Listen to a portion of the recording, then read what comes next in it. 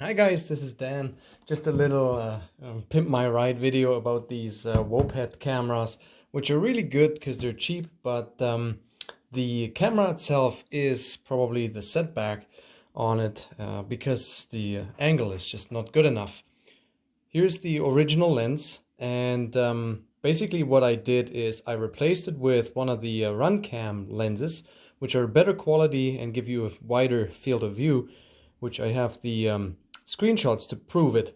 The only disadvantage is you see a little bit of this bezel in the corners, but I'm not really bothered by it. All I care about is that it's still a clean unit. There's no extras, no gimmicks attached to it.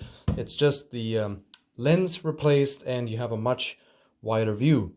To be precise, you can see my feet at 150 centimeters, that's 1.5 meters away with the updated lens, and 250 centimeters, that's 2.50 meters away with the old camera. So it's quite substantial.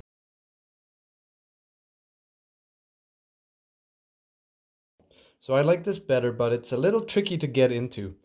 And one of the things you have to do is you'll need these tools. Actually, I'll just keep you here. There. You'll need a tiny little screwdriver for the camera locking screw, a couple of flat blade screwdrivers, a small one and a wider one to pry, and then a fairly narrow, like a 5mm Phillips to get into the smaller holes. And all you need is these holes here around the periphery, this one, that one, the closest one to these feet. That's all you want. Sorry, these. Don't touch those. They are actually holding the mechanism to the base. So just 1, 2, 3, 4. Unscrew those. And then you'll have to get this plate off. And this is by far the worst, this bezel. And the way I did it, make sure this is in view here. Let me do this. Okay, is I went into the side here and I got myself a little bit of room to get in here with the screwdriver, and then hopefully you see there's a nose there, one there, then you can keep going. There's another one here and another one there.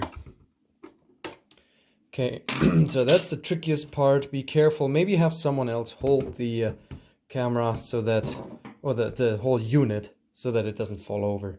Once you have that off and the screws out, you can take the housing off.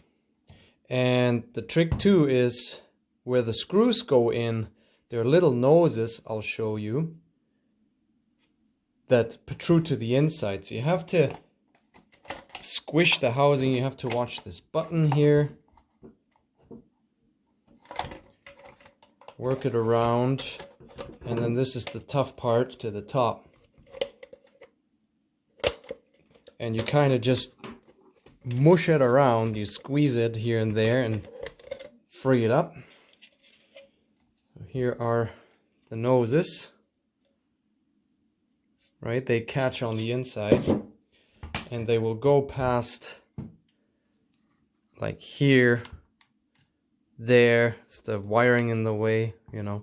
So that's the other tricky part. And then we have, I'm going to turn on the light here as well.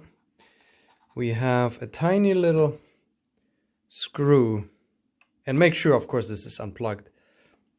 Right. There's a little screw right here. You have to loosen that off a couple turns, and then you can unscrew the camera, and then you screw the new one in. And in this case I use my, actually from my drones, from all things, the 1/3 inch 2.3mm wide angle camera lens. Okay, so you can see it's actually been used. But anyways, I will try and find and put the link in the description for that. Unscrew the old one, which is also a bit longer, and then put the new one in. So maybe if you get a longer one, you won't see the bezel, but I had that one kicking around, so I used it. Okay, and so you want to plug it in, log into it, make sure you adjust this so it's in focus, put it all back together. And it's, again, the tricky part is to not snag anything. You can use a locking ring or the locking screw to tighten it all up. And the snagging part is mostly that cable, but it has to go up pretty well straight.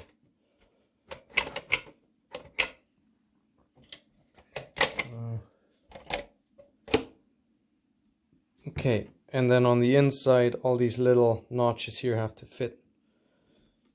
Okay, and then you put your screws back in, the cover back on, and you're done.